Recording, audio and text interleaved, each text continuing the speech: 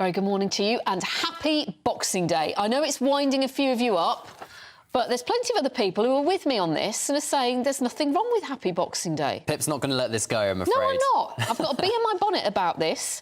But Steve in Herne Bay in Kent, you agree with me. Who else have we got? Judy in Aberdeenshire as well. I believe it agrees with you. John in Dover says, I've been saying happy new Boxing Day for about 35 years. Why is it new Boxing Day? Let us know, John. Bob says, Boxing Day is the second day of Christmas tide, the 12 days of Christmas, so you're quite entitled to say happy Boxing Day. Keep the happiness and joy going. Rix doesn't agree with you, though, I'm afraid, Pip. Oh, Rix. Says, it is not a thing, and by saying it, it just sounds so ignorant. OK, I am ignorant. But plenty of people do agree with you, Pip, so it's fine. Kath says, I'm doing a crossword while watching you. One of the clues are something Boxing Day. The answer is, you guessed it, happy. So it must be officially correct. I mean, if it's in a crossword, it must be correct. We'll ask Albie and Andrew in a minute what they reckon about this, because we're clearly getting a debate going. Yes. But let's first of all just take a look at some of the newspaper front pages. And the Daily Mirror leads with King Charles being nicknamed the King of Peace after he calls for tolerance and respect between faiths as thousands die in wars. The Guardian leads with an exclusive report that says children are at risk of diabetes, heart disease and other serious health problems after ministers shelve anti-obesity policies until 2025. The Daily Telegraph leads with the NHS being under fire after analysis shows menopausal women are 3 times more likely to be offered hormone treatment than others. And the Daily Express leads with top Tories insisting that interest rates must be slashed to give the economy a vital kickstart early in the new year. The Times leads with Labour drawing up a legally watertight alternative to the Rwanda plans, so Sir Keir Starmer is no longer seen as having a weak stance on immigration. The Eye are leading with the Tories facing a new threat for the next general election from Nigel Farage's party, Reform UK, as they continue to close the gap on the Conservatives. Well, joining us to go through some of the day's headlines is broadcaster Albie Amankona and broadcaster Andrew Eborn. Happy Boxing Day to you both. Happy Boxing Day. We love it. It's got to be good. But do you know why it's called Boxing Day, which will tell you why it is happy? Do you know why it's called Boxing Day? Tell us. I will tell you, fact or fiction.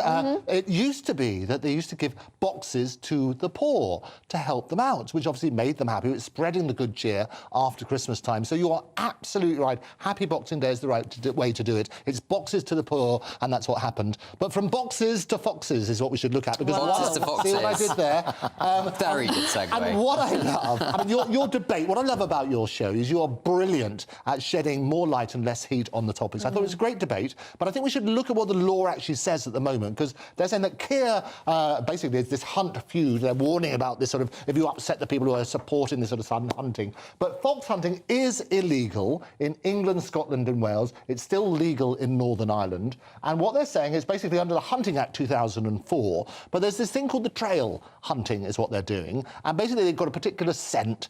And people talk about loopholes. I think we should dig a bit deeper as to what those loopholes are, especially on the PC breakfast show, the Pip and Cameron. See what I did there? Yes. If you work on that basis, what they're saying is that these trails, sometimes the hounds go off track. And it's such an emotive topic. And you're right, and seeing foxes being pulled apart, you're absolutely right. It's awful on that sort of basis. What we need to look at, though, is what are those loopholes and do they really need closing?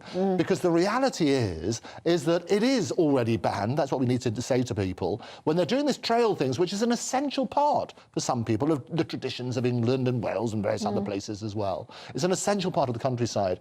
To turn it into a political side, where Keir has said, we're going to ban all hunting, including trail hunting, they're very worried about there being losing lots of votes as a result. But part of this debate, isn't it, about the legality of it, is to do with intent. Yes. And if the hounds go too far ahead and you can't call them back, then you didn't intend for that fox to die. It was just the hounds were too far ahead for you to do anything about it. And it's the same thing, as you know, barrister. So it's you have in criminal intent, you have two things. One's mens rea, or a guilty mind, and the actus rea, which is the act of being guilty about it. What they're saying when they do these trails, they're saying it's the same scent as the animal, and therefore they're chasing the fox. So we need to look at the specifics and work out what are those loopholes, if they are loopholes, and how do we close them if necessary. Andrew, you mentioned Keir's worried about losing votes over fox hunting.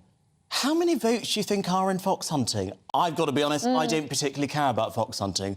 I'm sure it's not very nice for the foxes, but ultimately this is something that a very small part of the population tends to be more the upper classes. I know it is an important issue in the countryside, but there are many people that might be watching this show who actually just think, well, we banned it back in whenever it was, and now let's just move on to something else. I think you're right. It is controversial, but whether it's on the top 5 list of what people actually care about when it comes to voting...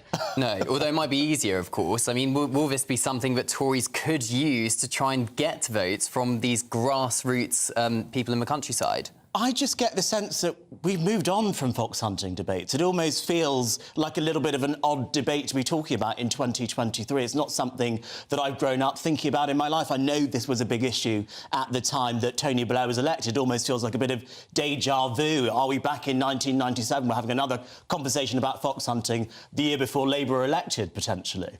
Well, it's interesting. Lord Mandelson, this is reported in the article as well, he admitted that Tony Blair's fox hunting ban was one of the policies he most regrets. I mean, an extraordinary thing to admit. You look on that sort of basis. But I think we need to change the language of it. This is not fox hunting. Fox hunting is bad. It's trail hunting. And does that lead to a loophole? OK. Andrew, thank you very much.